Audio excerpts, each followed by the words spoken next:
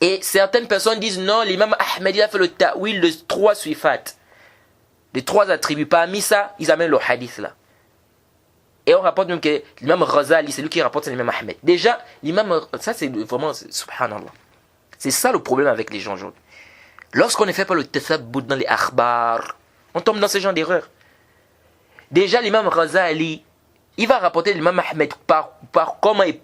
C'est-à-dire, l'imam Ghazali, il est mort en quelle année? Dans les 500, je crois 505, si je ne m'abuse. L'imam Ahmed, en 241, il est mort. Il y a eu la coupure qu'il y a entre Ghazali et l'imam Ahmed. Ghazali, et puis c'est connu, Ghazali, son aqida, hein, c'est connu. Tout ça, ce sont des gens qui étaient quoi? Qui étaient monharif, qui ont dévié. Et vous venez, non, il a dit, l'imam Ghazali a dit que non, l'imam Ahmed a fait le ta'wil de 3 sifat, donc pourquoi vous voulez nous interdire de faire le ta'wil, de changer les sens respectifs des noms et des attributs, alors que l'imam Ahmed a fait cela sur 3 sifat, sur 3 attributs, etc. Kalamun saqat wa batil. Et dessus quoi cette version-là, beaucoup de savants même disent que c'est shadha. Ça contredit quoi? C'est que les élèves de l'imam Ahmed ont rapporté de lui. Et l'imam Ghazali, il n'est pas connu, ghayr ma'rouf bi riwayat, fi l'ilm al-hadith. Que lui-même d'abord, il a testé cela. Il n'est pas reconnu que c'est quelqu'un qui connaît les riwayat, les hadiths, etc. Qui maîtrise la science du hadith et tout. C'est connu. Et lui-même, il reconnaît cela. Et l'imam Ahmed, son aqid est connu dans les asma wa sifat. Il n'y a qu'à lire seulement le rad qu'il a fait aux zanadiqa et tout le reste. Et vous comprenez aisément. Donc, premièrement, ce hadith, il est da'if, il est batil même. Donc, c'est même pas la peine. Deuxièmement, à supposer à supposer même que c'était... Parce que le hadith est rapporté, on rapporte ça mawqoufan et marfou'an. On rapporte ça d'Ibn Abbas, mawqouf, et on rapporte ça du prophète. Déjà, du prophète, c'est pas... Là, il y a sah. Et le Cheikh Al-Albani dit même c'est munkar. C'est un hadith réprimandé. Ou réprouvé, pardon.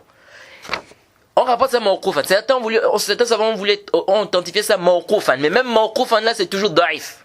Toujours faible. Et à supposer que ça soit authentique.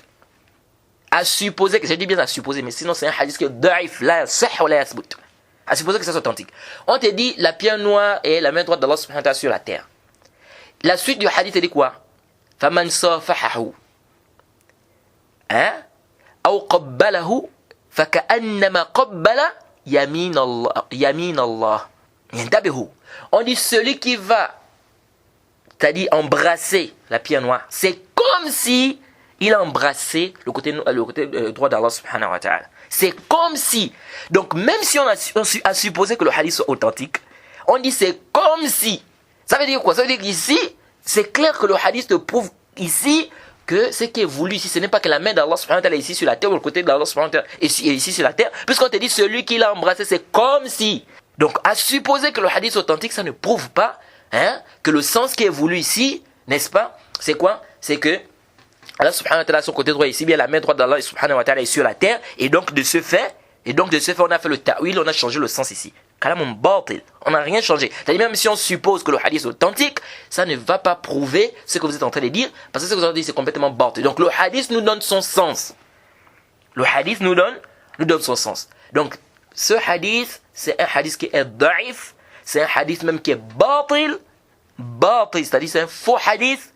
Donc c'est même pas la peine, on ne doit même pas se fatiguer pour ça. Et lui là, il vient, ce jahil là, il vient dire comment que c'est dans Sahih Muslim.